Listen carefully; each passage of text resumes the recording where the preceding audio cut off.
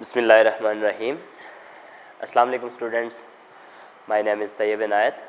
और स्टूडेंट्स, हम डिस्कस कर रहे थे लेक्चर नंबर 5 है आज हमारा चैप्टर 20 का, that is carboxylic acid and their functional derivatives. तो बच्चों, इससे पहले हमने जो है वो लेक्चर नंबर 4 देखा था, जिसके अंदर हमने प्रिपरेशन ऑफ कार्बोक्सिलिक एसिड के कुछ मेथड्स डिस्कस किए थे। आज हम उसी से आगे जाएंगे। तो पहले मैं आपको रिकॉल करा देता हूँ। हमने लेक्चर 4 में दो मेथड्स ऑफ प्रिपरेशन पढ़े थे। एक हमने पढ़ा था preparation of carboxylic acid from Grignard reagent, और दूसरा मेथड हमने पढ़ा था preparation of carboxylic acid from hydrolysis of nitriles. ठीक है। सो उस लिहाज से आज हम थर्ड मेथड डिस्कस करेंगे, that is oxidation of primary alcohols. ठीक है। तो बच्चों, आज हम मजीद 3 जो है वो मेथड्स पढ़ेंगे जिनके थ्रू हम कार्बोक्सिलिक एसिड्स को बना सकते हैं। और तीनों जो मेथड्स हैं वो हैं ऑक्सीडेशन से रिलेटेड। हम डिफरेंट ऑर्गेनिक कंपाउंड्स की ऑक्सीडेशन करेंगे और उसके रिजल्ट में हमारे पास कार्बोक्सिलिक एसिड्स बनेंगे। ठीक है। तो स्टार्ट करते हैं अपना पहला oxidation method, that is oxidation of primary alcohols. ठीक है। अब सबसे पहले प्राइमरी अल्कोहल्स क्या होते हैं? तो बच्चों, ऐसे अल्कोहल्स जिनमें OH group primary carbon atom से अटैच हो तो उनको हम प्राइमरी अल्कोहल्स कहते हैं। यानी कि ऐसे अल्कोहल्स जिनमें OH किसी प्राइमरी कार्बन से, और प्राइमरी कार्बन क्या होता है? प्राइमरी कार्बन होता है ऐसा कार्बन एटम जो मजीद डायरेक्टली सिर्फ एक कार्बन एटम से या किसी भी और कार्बन एटम से डायरेक्टली अटैच ना हो, उसको हम प्राइमरी कार्बन कहते हैं। जैसे हमारे पास ये जो है वो कार्बन एटम है, तो ये आपके पास प्राइमरी कार्बन एटम है। ठीक है। और OH ग्रुप चूंकि प्राइमरी कार्बन एटम से अटैच है, सो ये आपके पास एक प्राइमरी अल्कोहल है। ठीक है। तो प्राइमरी अल्कोहल की जब हम ऑक्सीडेशन करते हैं, अब ऑक्सीडेशन के लिए हम डिफरेंट रिएजेंट्स यूज कर सकते हैं। तो एक हम ऑक्सीडाइजिंग एजेंट के तौर पे यूज करते हैं पोटाशियम डाइक्रोमेट को in the presence of H2SO4 या सल्फ्यूरिक एसिड। तो इसकी प्रेजेंस में जब हम रिएक्शन करते हैं तो जो प्राइमरी अल्कोहल है वो ऑक्सीडाइज हो जाता है और इसकी ऑक्सीडेशन के रिजल्ट में ये कन्वर्ट हो जाता है किसी अल्डिहाइड में। ठीक है। लेकिन बच्चों, ये रिएक्शन यहां रुकता नहीं है, क्योंकि aldehydes are more susceptible for oxidation. ठीक है। अल्कोहल से भी ज्यादा इजीली ऑक्सीडाइज हो सकते हैं ये अल्डिहाइड्स। तो ऑक्सीडेशन प्रोसेस यहां पे रुकता नहीं है, बल्कि ये जो अल्डिहाइड्स हैं ये फर्दर ऑक्सीडाइज होके कन्वर्ट हो जाते हैं कार्बोक्सिलिक एसिड के अंदर। ठीक है। यानी आप पोटाशियम डाइक्रोमेट को ऑक्सीडाइजिंग एजेंट के तौर पे यहाँ पे यूज करेंगे, तो आपका जो अल्कोहल है वो ऑक्सीडाइज होके पहले अल्डिहाइड में कन्वर्ट होगा, लेकिन फिर अल्डिहाइड वहां पे ये रिएक्शन स्टॉप नहीं होगा, बल्कि अल्डिहाइड फर्दर ऑक्सीडाइज होके कार्बोक्सिलिक एसिड बन जाएगा और आपकी जो फाइनल प्रोडक्ट आएगी वो एक कार्बोक्सिलिक एसिड आएगा। ठीक है। यानी अल्डिहाइड्स ड्यूरिंग रिएक्शन बनते तो हैं, लेकिन वो जो ही बनते हैं फौरन ही उनकी ऑक्सीडेशन हो जाती है। ये इनको यहां से सेपरेट करना मुश्किल होता है। ठीक है। सो हम कह सकते हैं कि जब भी हम प्राइमरी अल्कोहल की ऑक्सीडेशन करेंगे तो रिजल्टेंट हमारे पास कार्बोक्सिलिक एसिड बनेंगे। ठीक है। अब बच्चों, यहां पे आप कोई सा भी जो है वो प्राइमरी अल्कोहल लेंगे तो हम देखते हैं कि यहां पे असल में हो क्या रहा है। तो आपने यहां पे प्राइमरी अल्कोहल लिया, लेट सपोज हम यहां ले लेते हैं एथानॉल। तो एथानॉल को मैं यूं लिख सकता हूं CH, एक H हम यहां लिख देते हैं और यहां पे ये OH। ठीक है। तो क्या होगा, ये वाला हाइड्रोजन एटम और ये वाला हाइड्रोजन एटम, ये दोनों हाइड्रोजन एटम इस ऑक्सीजन के साथ मिलके वाटर की फॉर्म में यहां पे सेपरेट हो जाएंगे। ठीक है। और चूंकि यहां से हाइड्रोजन एटम और यहां से हाइड्रोजन एटम निकल रहे हैं तो यहां पे डबल बॉन्ड इंसर्ट हो जाएगा। तो यूं ये जो आपका प्राइमरी अल्कोहल है, जैसे अब यहां पे हम स्पेसिफिक अल्कोहल ले रहे हैं, यानी यहां पे हम ले रहे हैं एथानॉल। तो अगर हमने एथानॉल लिया यहां पे, तो ये ऑक्सीडेशन के बाद यहां पे कन्वर्ट हो जाएगा, यहां पे CH3 आ जाएगा और ये कन्वर्ट हो जाएगा एसिटल्डिहाइड में। ठीक है बच्चों। लेकिन एसिटल्डिहाइड की भी मजीद ऑक्सीडेशन होगी और यहां पे फिर एसिटल्डिहाइड जो है वो मजीद ऑक्सीडाइज होके फर्दर कन्वर्ट हो जाएगा एसिटिक एसिड। ठीक है। तो इस तरह से अगर आप एथेनॉल लेते हैं तो उसकी ऑक्सीडेशन कराते हैं तो वो एसिडल्डिहाइड बनाएगा और एसिडल्डिहाइड से फर्दर वो एसिटिक एसिड में कन्वर्ट हो जाएगा। तो इस मेथड को, ये मेथड जो है जिससे हम एथेनॉल से एसिटिक एसिड बनाते हैं, आप जानते हो कि एसिटिक एसिड जो है वो नॉर्मली डिफरेंट जगहों पे हम यूज़ करते हैं। जैसे हम विनेगर जो है वो एक कॉमन एप्लीकेशन है। विनेगर जो है वो एसिटिक एसिड का ही सोल्यूशन होता है, ठीक है, जिसको हम पिकलिंग में और बाकी चीज़ों में जो है वो फूड आइटम्स में यूज़ करते हैं। तो इसकी प्रिपरेशन के लिए हम ये जो मेथड है एथेनॉल से जो हम एसिटिक एसिड बना रहे हैं, इसको हम लैब के लेवल पे भी यूज़ कर सकते हैं। यानी अगर हमें लैब में, लेबोरेटरी में प्रिपरेशन करनी है एसिटिक एसिड की तो ये मेथड हम यूज़ कर सकते हैं। और बच्चों एथेनॉल की जो ऑक्सीडेशन से हम एसिटिक एसिड बनाते हैं तो ये इंडस्ट्रियल लेवल पे भी यूज किया जाता है, ठीक है। इंडस्ट्रियल लेवल पे भी हम जो एसिटिक एसिड बनाते हैं वो मोस्टली एथेनॉल से बनाते हैं और एथेनॉल हम ऑब्टेन करते हैं फ्रॉम फर्मेंटेशन प्रोसेस से हम ऑब्टेन करते हैं फ्रॉम मोलेसिस, ठीक है। शुगर वगैरह या मोलेसिस वगैरह है उनकी हम फर्मेंटेशन कराते हैं, उससे हमें एथेनॉल मिलता है और फिर एथेनॉल की हम ऑक्सीडेशन से एसिटिक एसिड बना लेते हैं, ठीक है। दूसरी बात बच्चों, यहाँ पे हम प्राइमरी अल्कोहल्स लेंगे और उनको ऑक्सीडाइज करके कार्बोक्सिलिक एसिड बनाएंगे, ठीक है। हम सेकेंडरी अल्कोहल्स अवॉइड करते हैं, सेकेंडरी अल्कोहल को यूज नहीं करेंगे। और वो क्यों यूज नहीं करेंगे? देखो, अगर हम यहाँ पे कोई सा भी सेकेंडरी अल्कोहल लेते हैं, लेट सपोज ये आपका कोई सा भी सेकेंडरी अल्कोहल है और इसकी हम ऑक्सीडेशन करा देते हैं in the presence of potassium dichromate and sulphuric acid और इसको हम हीट करते हैं, तो देखो यहाँ पे चेंज क्या आएगा, ये यहाँ से हाइड्रोजन और यहाँ से ये दो हाइड्रोजन यहाँ से रिमूव हो जाएंगे और यहाँ पे डबल बॉन्ड इंसर्ट हो जाएगा। तो आपके पास जो प्रोडक्ट आएगी वो आएगी C, डबल बॉन्ड यहाँ पे O आ जाएगा और ये R, तो ये आपके पास क्या है, कीटोन, ठीक है। साथ आपके पास वाटर मॉलिक्यूल बनेगा। अब आपके पास जो प्रोडक्ट आई है वो है कीटोन, ठीक है। अब प्राइमरी अल्कोहल की जब हमने ऑक्सीडेशन की थी तो उसके रिजल्ट में तो हमारे पास अल्डिहाइड आया था जो कि ससेप्टेबल है फॉर ऑक्सीडेशन, तो इजीली वो ऑक्सीडाइज होके कार्बोक्सिलिक एसिड में कन्वर्ट हो गया। लेकिन अगर हम कार्बोक्सिलिक एसिड की प्रिपरेशन के लिए किसी सेकेंडरी अल्कोहल को लेते हैं इस मेथड से, तो सेकेंडरी अल्कोहल कन्वर्ट होता है कीटोन में, यानी किसी ना किसी कीटोन में कन्वर्ट होगा और कीटोन जो है वो इजीली ऑक्सीडाइज नहीं होता, ठीक है। ये थोड़ा रेजिस्टेंट होता है, नॉर्मल कंडीशन में कीटोन ऑक्सीडेशन नहीं करता क्योंकि यहाँ पे ऑक्सीडेशन के लिए हमें इस कार्बन चेन को तोड़ना होता है, ठीक है, जो कि इजीली ब्रेक नहीं होती, फिर हमें कंडीशंस टफ यूज करनी होती है। तो इसलिए अगर हमने कार्बोक्सिलिक एसिड बनाने हैं तो मोस्टली हम प्रेफर करते हैं सिर्फ और सिर्फ प्राइमरी अल्कोहल्स को, सेकेंडरी अल्कोहल्स हम यूज नहीं करेंगे, ठीक है। और इस तरह से हम कोई सा भी प्राइमरी अल्कोहल लेंगे तो वो करस्पॉन्डिंग कार्बोक्सिलिक एसिड देगा, ठीक है। इसके अलावा बच्चों, चूंकि हम एसिटिक एसिड की बात कर रहे हैं तो एसिटिक एसिड का एक और मेथड भी है जो आजकल जो है वो यूज होता है इंडस्ट्रियल लेवल पे भी, वो ये है कि मेथनॉल की जो है वो मेथनॉल को हम ट्रीट करते हैं कार्बन मोनोऑक्साइड के साथ in the presence of rhodium. Rhodium एक मेटल है जिसको हम कैटलिस्ट के तौर पे यूज करते हैं और इस मिक्सचर के ऊपर हम हाई प्रेशर जो है वो रखते हैं और हीट करते हैं और इसके रिजल्ट में हमारे पास एसिटिक एसिड बनता है, ठीक है। ये एक मेथड है जो एक केमिकल कंपनी थी मॉन्सेंटो, इसने 1960s में ये मेथड दिया था कि हम एसिटिक एसिड को मेथनॉल से भी प्रिपेयर कर सकते हैं। यहाँ बच्चों ध्यान दो कि हमने पहले जो एसिटिक एसिड की प्रिपरेशन बाय ऑक्सीडेशन की है तो वो हमने की है फ्रॉम एथेनॉल, ठीक है। लेकिन अगर आपको मेथनॉल से एसिटिक एसिड बनाना पड़ जाए तो फिर आप ये मेथड यूज कर सकते हो, यानी आप मेथनॉल को ट्रीट करोगे कार्बन मोनोऑक्साइड के साथ in the presence of rhodium catalyst.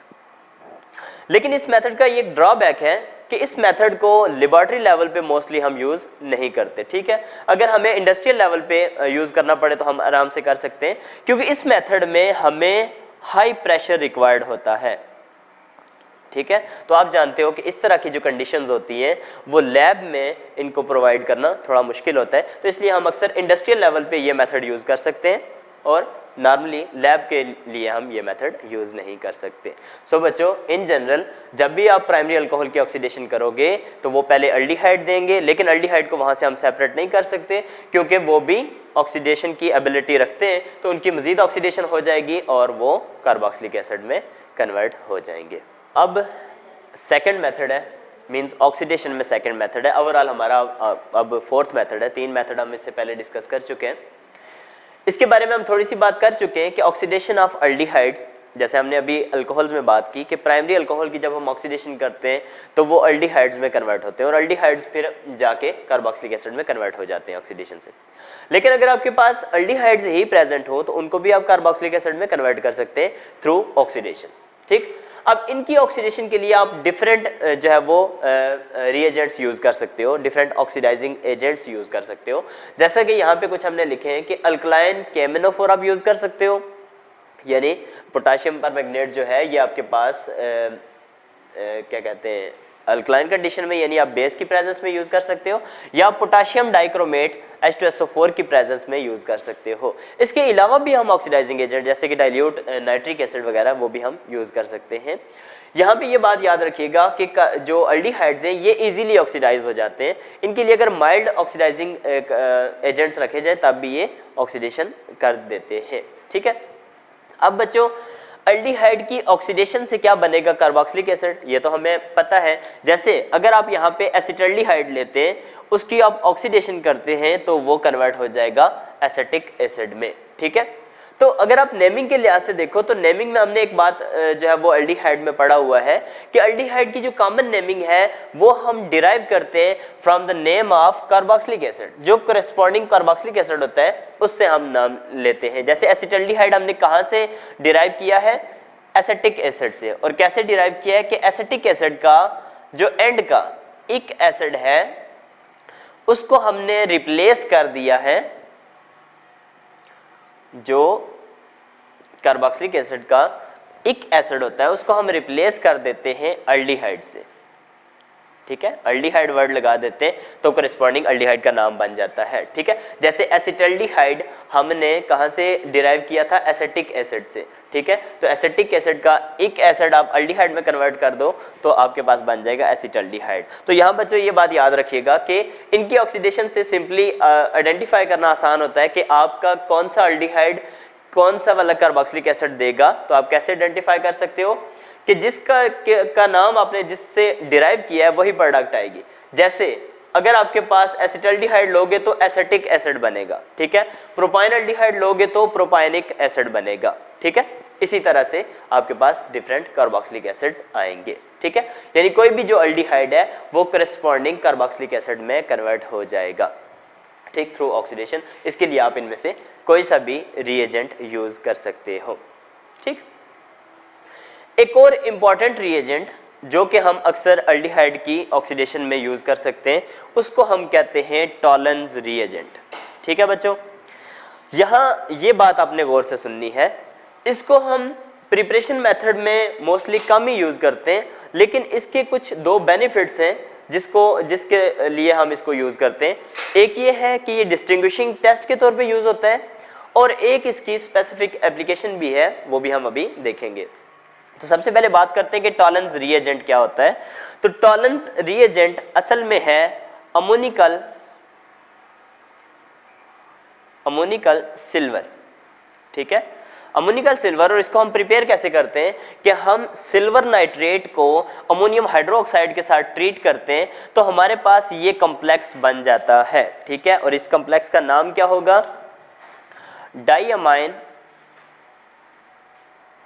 डाईअमाइन silver hydroxide. ठीक है, और यहां पे सिल्वर की जो ऑक्सीडेशन स्टेट होगी वो होगी 1। ठीक है, यानी यहां पे सिल्वर जो है वो Ag+ की फॉर्म में होगा। ठीक है, असल में काम इसी का होता है, ये जो सिल्वर प्लस है यहाँ पे। तो इस तरह से आप जब AgNO3 को अमोनियम हाइड्रोक्साइड के साथ मिक्स करते हैं तो आपके पास टॉलन्स रिएजेंट बनता है। और टॉलन्स रिएजेंट में एक्चुअली क्या बनता है, हमारे पास ये कॉम्प्लेक्स बनता है जो कि है डाईअमाइन सिल्वर हाइड्रोक्साइड। ठीक है, जिसमें सिल्वर Ag+ की फॉर्म में। अब जब टॉलन्स रिएजेंट आप किसी अल्डिहाइड के साथ शामिल करते हो, यानी आप टॉलन्स रिएजेंट को अल्डिहाइड के साथ ट्रीट करते हो, रिएक्शन कराते हो, तो उसके रिजल्ट में क्या होता है, आपके पास कार्बोक्सिलेट आयन बनता है, या आप ये कह सकते हो कि ammonium salt of carboxylic acid बनता है। ठीक है, साथ आपके पास सिल्वर मेटल बनती है, ठीक है। अब ये जो मेटल के प्रेसिपिटेट्स होते हैं वो आप जिस टेस्ट ट्यूब में या जिस भी रिएक्शन मिक्सर जिस भी क्या कहते हैं अपरेटस के अंदर आप ये रिएक्शन करा रहे हो तो उसकी वॉल्स के साथ ये सिल्वर मेटल बनना शुरू हो जाती है और ये हमें नजर आती है एज अ सिल्वर मिरर,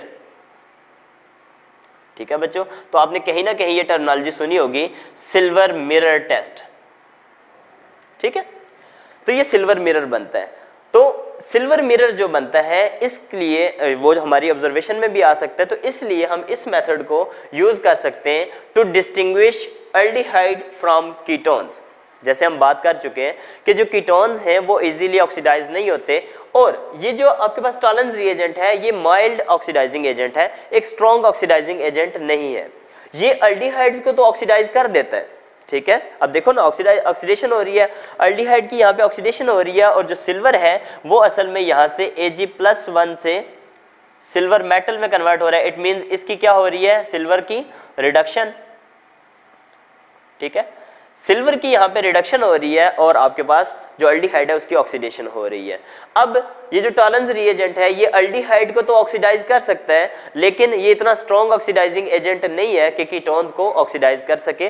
तो इसलिए अगर आपको डिस्टिंग्विश करना है between N aldehyde and ketone तो आप इस टेस्ट को यूज कर सकते हो, ठीक है। जिसमें आप क्या करोगे, आप एक जो है वो फॉर एग्जांपल आपको नहीं पता कि आपका जो सॉल्यूशन है उसके अंदर एल्डिहाइड है या फिर कोई कीटोन है, तो आप क्या करोगे, जहां पे वो सॉल्यूशन लेट सपोज आपने टेस्ट ट्यूब के अंदर ले लिया तो आपने उसके अंदर टॉलरेंस रिएजेंट ऐड करना है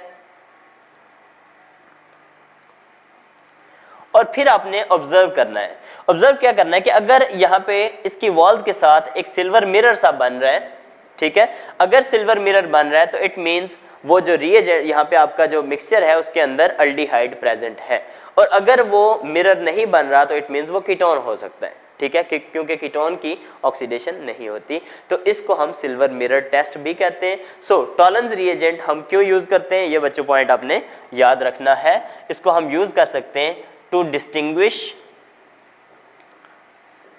यहाँ पे हम इसको लिख लेते हैं, ये बच्चों आपने इस तरह से ये बातें याद रखनी है।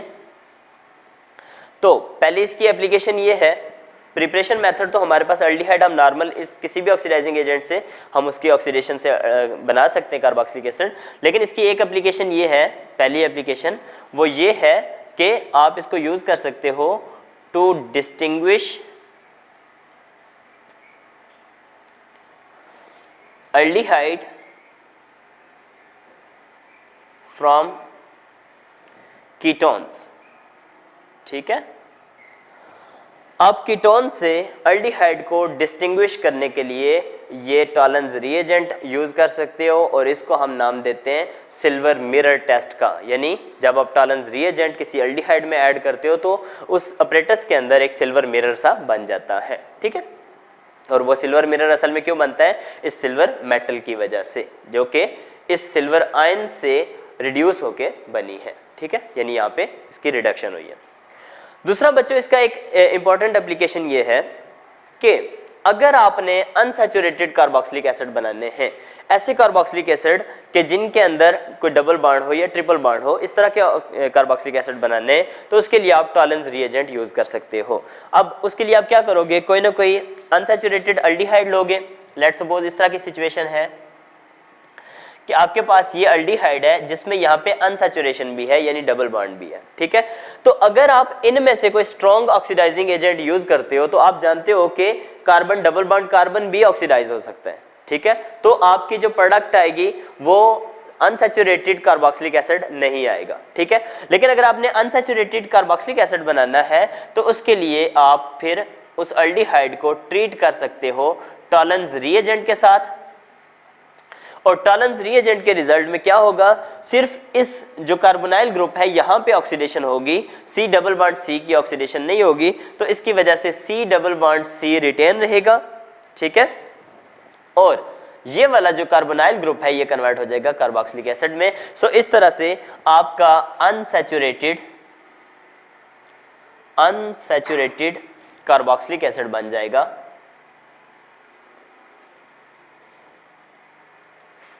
From unsaturated aldehyde.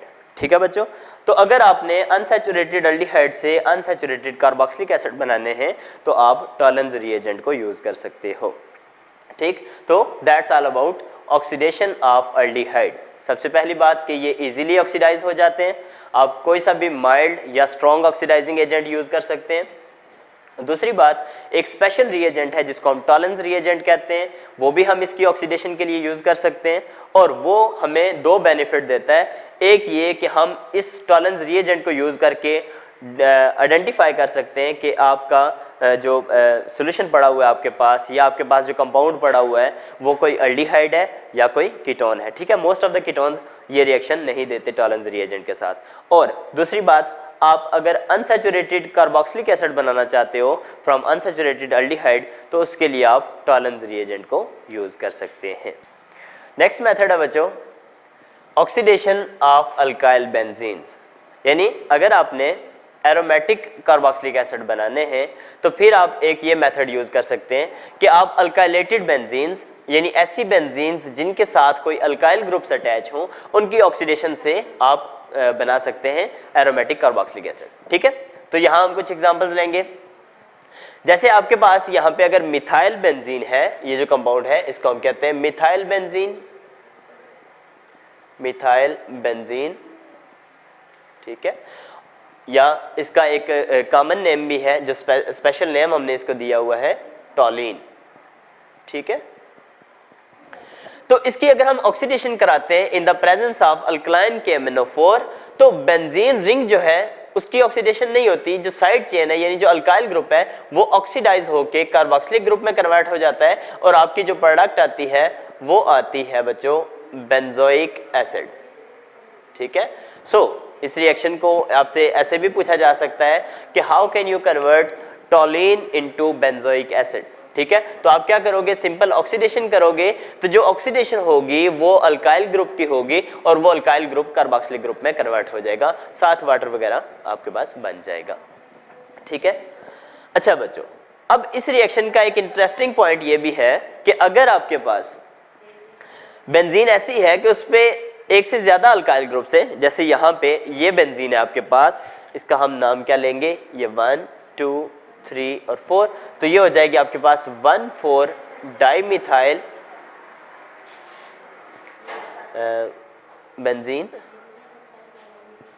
तो अगर आप ये लेते हैं और इसकी ऑक्सीडेशन करते हैं तो देखो इसकी ऑक्सीडेशन से क्या होगा, ये दोनों ग्रुप्स जो हैं यानी दोनों जो अल्काइल ग्रुप्स हैं इन दोनों की ऑक्सीडेशन हो जाएगी और दोनों जो है वो कार्बोक्सिलिक ग्रुप में कन्वर्ट हो जाएंगे। ठीक है, दोनों कार्बोक्सिलिक ग्रुप में कन्वर्ट हो जाएंगे तो आपके पास बन जाएगा डाई कार्बोक्सिलिक एसिड। जैसे इसका अगर हम नाम लें तो ये हो जाएगा 1,4 बेंजीन डाई कार्बोक्सिलिक एसिड। ठीक है, अब बच्चों ऐसा क्यों हो रहा है, अगर आप रिकॉल करो तो एरोमेटिक कंपाउंड्स में आपने एक बात पढ़ी होगी जब आपने बेंजीन वगैरह को डिस्कस किया है कि benzene is resistant to oxidation, क्योंकि ये जो है वो रेजोनेंस वगैरह की वजह से ज्यादा स्टेबलाइज होती है। तो जब हम कोई इस तरह की कंडीशंस यूज करते हैं, नॉर्मल कंडीशंस में हम ऑक्सीडेशन करते हैं तो बेंजीन उस तरह से ऑक्सीडाइज नहीं होती, बल्कि साइड पे जो भी अल्काइल ग्रुप होगा, जो साइड चेन होगी उसकी ऑक्सीडेशन हो जाएगी और अगर वो एक अल्काइल ग्रुप है तो उसकी भी ऑक्सीडेशन हो सकती है, अगर एक से ज्यादा है तो उनकी भी ऑक्सीडेशन हो सकती है और वो कन्वर्ट हो सकते हैं कार्बोक्सिलिक ग्रुप में। ठीक है, जैसे ये तो इसका आयोपेक नेम है, इस कंपाउंड का एक कॉमन नेम भी है यानी स्पेसिफिक नेम जिसको हम कहते हैं टेरिफिथैलिक एसिड।